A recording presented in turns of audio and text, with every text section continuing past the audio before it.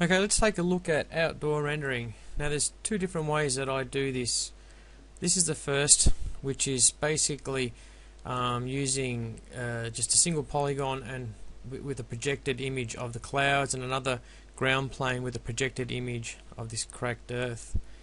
And then I place my objects within the scene and set up all the lighting and render it out. The second way to do it is to actually composite 3D objects on top of an image or a photograph. And the third way is pretty much the same as the second way, except this time for a wet environment we've added some blurred reflections to suggest that the road is wet and the object matches in with the scene. So let's go ahead and look at the first example. And here we are in layout, and as you can see I've got just two polygons with images projected onto them. And if we go in nice and tight, and I'll pick where's the sphere and shift A, you can see that I've just got my objects in there and I've got the texture on this ground plane. Okay, and in the second example, what I've got here, if you notice, I have got a ground plane but it's not visible, and I've got my objects and nothing else. If I go into my backdrop settings, you'll see that I've got this image loaded in. So they're the two different ways of doing it. So let's go ahead and have a look at the settings. So first up, pretty much like our indoor rendering scene, we go to our render globals, and I'll just go through the tabs. General, don't worry about that. For rendering, I've got shading sample 16, lighting sample 16. For global illumination, I've got it set to backdrop, and or you can take a look at the settings here. Nothing special. You can either use Monte Carlo or backdrop, and you can use the cache as well. But what I found is that if you use the cache and you do a few different sort of renders on the same frame, you start to get some funky blotching. And I worked out if you go to another frame and do it, it sort of gets rid of it. So I just turn it off for now. But if you were to do an animation or something, you'd want to use the caching. Okay, so we've got global illumination going on for our camera. Whatever you set it at, whatever resolution you like. I've just got it 10 samples. It's pretty much what I leave it on.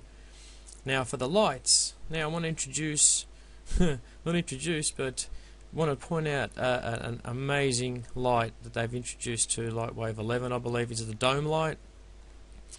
And here it is, just down here. And this light is an amazing light. This is pretty much three lights in one. You've got a distant light, you've got an area light, and then you've got a light that creates really soft shadows as if it's an overcast day. So this is an amazing light, and the trick about it is, well, let me just turn VPR on. The trick with this is the angle. Under the properties for the dome light, the angle. Now if we set that to 0, it defaults to 90, I believe. But if you set that to 0, what you'll find, if I just maximize this, what you'll find is that we pretty much get a distant light. I'll select the light and I'll just rotate it. You can see that we get really harsh edge. So that's our distant light, that's light number 1. But if we increase the angle to say maybe 25%, now we get ourselves an area light.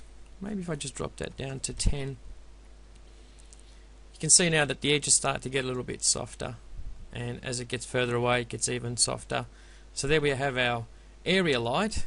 And if we go from about 45 to 90, let's go to 90, you'll notice now that it's almost like ambient occlusion style, just a nice soft shadow, not really defined in any real direction. This is an amazing light, and I use it all the time now. I don't bother with any others, because like I said, just by changing this angle.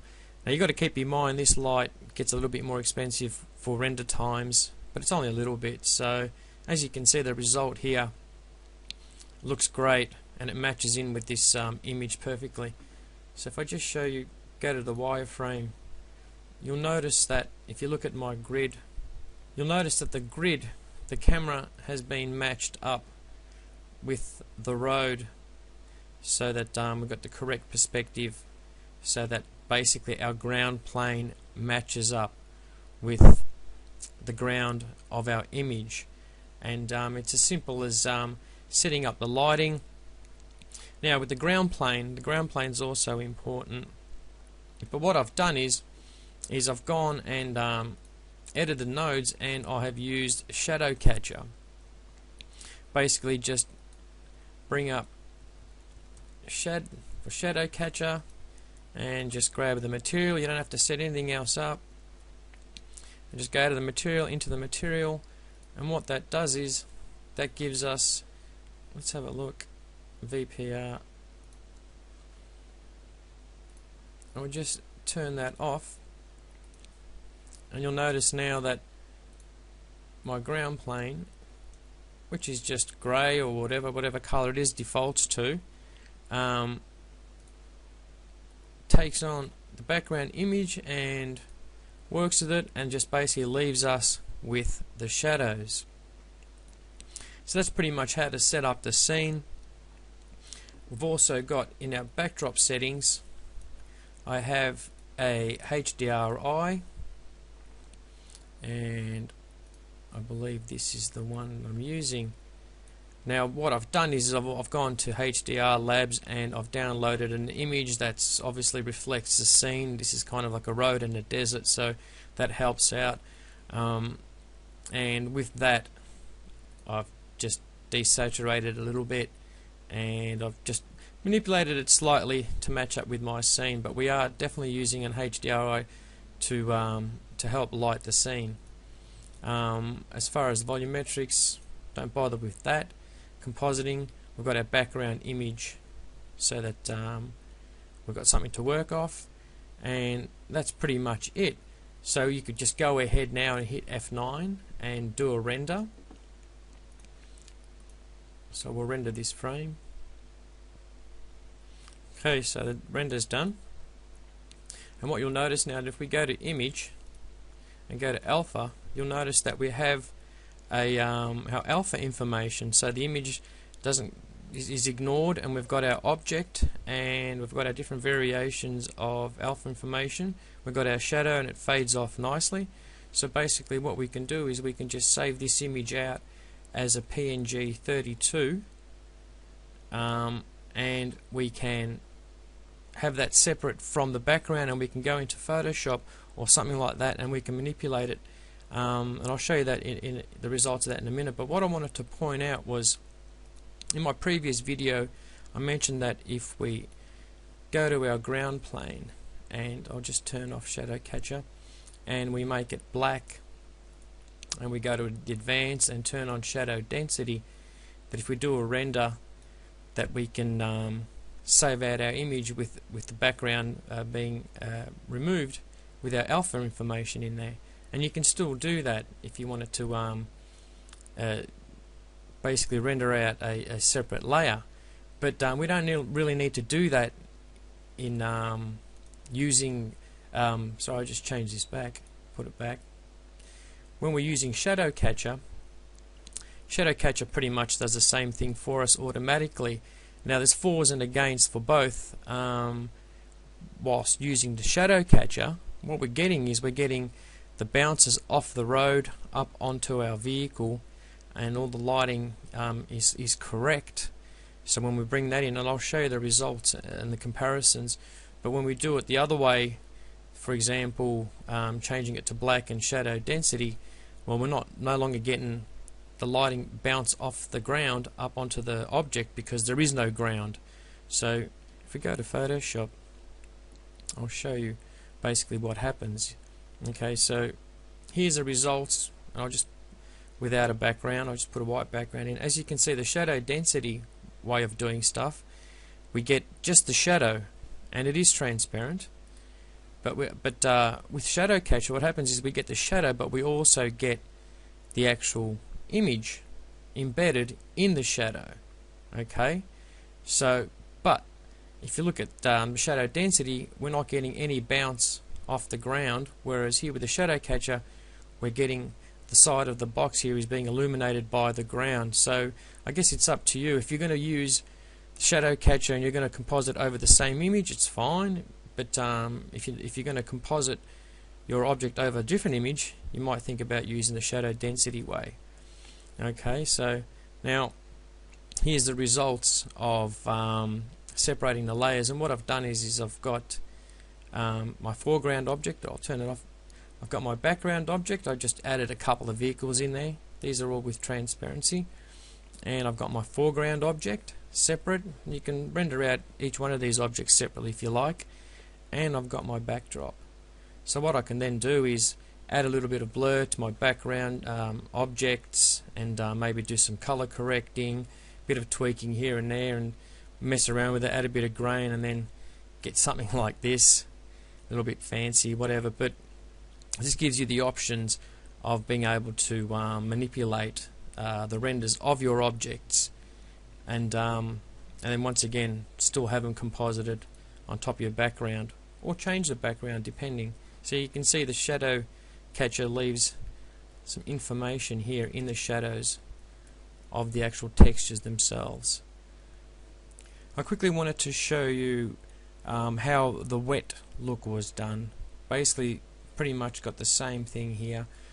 We're compositing on top of an image, and obviously the image is an image that it shows it's been raining and that it's all wet and stuff, and in order to sort of get our object to match in with it, we want to add some reflections on the road.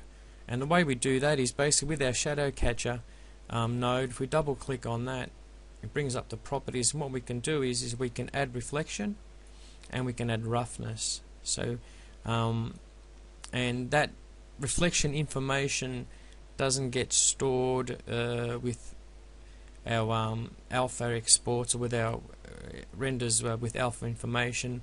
You have to render out the reflections as a separate layer, or obviously just render out the whole scene as just the one frame, as a JPEG or something like that. But just keep in mind, if you want alpha information, you're going to get your object shadow, but you're not going to get reflections. You have to do them separately. But you can just basically add some reflections and some roughness. If we get rid of it, now that it looks as if the vehicle's on a dry road, and if we add some reflection, makes it look as if it's wet. Now I've got to just point out that the render time is much longer with the reflections. As you can see, I've got the dome light just set to 0, just so that the VPR renders it quicker. But normally I would have that on 90 because it's a very overcast day. There's no real sun penetrating in any direction. It's more of an ambient sort of light. But as you can see, it takes a lot longer for VPR and for the render, in fact. So that's pretty much how you do it. Double click on the shadow catcher node, and it gives you some other options, as well as being able to change how dark or whatever color you want the shadow to be. In this case, I can make it a nice green, which is really stupid. But anyway, that's where you can do that. Maybe you just might want it to be a bit of a lighter grey as opposed to black. So that's where we do our reflections, change the shadows, and all done via the shadow catcher node. So the principles are the same, lighting is also the same with regards to matching the camera and the perspective, but we're just adding some reflections to make it look like it's wet.